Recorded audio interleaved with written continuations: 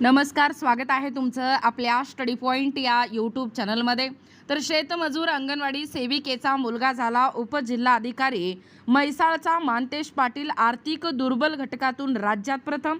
खरं तर एका अंगणवाडी सेविकेचा मुलगा उपजिल्हा अधिकारी पदाला गवसणी घातलेला आहे। याच्याबद्दल संपूर्ण सविस्तर माहिती खरं तर आजच्या तरुणाला हा प्रेरणा देणारा अतिशय महत्त्वपूर्ण असा व्हिडिओ असणार आहे। जास्तीत जास्त महाराष्ट्रातील तरुणांपर्यंत हा व्हिडिओ पोहोचवा, जसे की अंगणवाडीत बालकांना घडवण्यामध्ये, आपल्या मुलाला देखील घडवण्यामध्ये त्या अंगणवाडी सेविकेचं खूप मोठं मोलाचं वाटा आहे।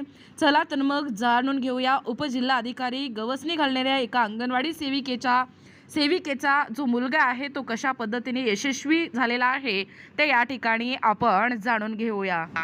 बघा, पाहू शकता अपडेट काय सांगतोय। सांगली अपडेट, शेतमजूर अंगणवाडी सेविकेचा मुलगा झाला उपजिल्हा अधिकारी। म्हैसाळचा मानतेश पाटील आर्थिक दुर्बल घटकातून राज्यात प्रथम। फोटो देखील तुम्ही पाहू शकता।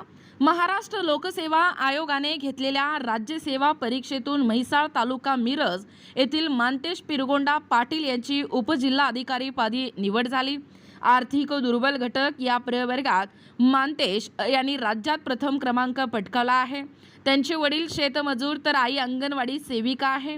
अतिशय प्रतिकूल परिस्थितीतून मानतेश यांनी हे यश मिळवलेलं आहे।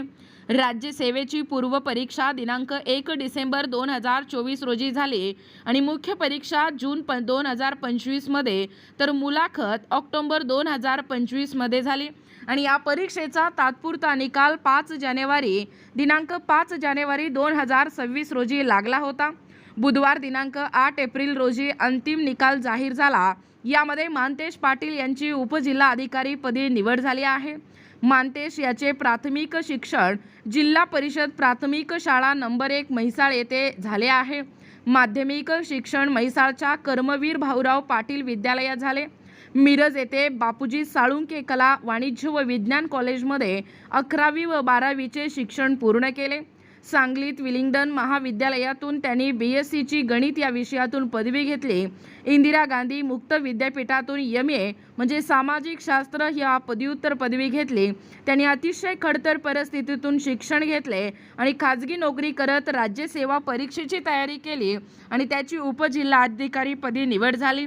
त्याच्या या यशाचे कौतुक या ठिकाणी होताना आपल्याला दिसून येतो आहे।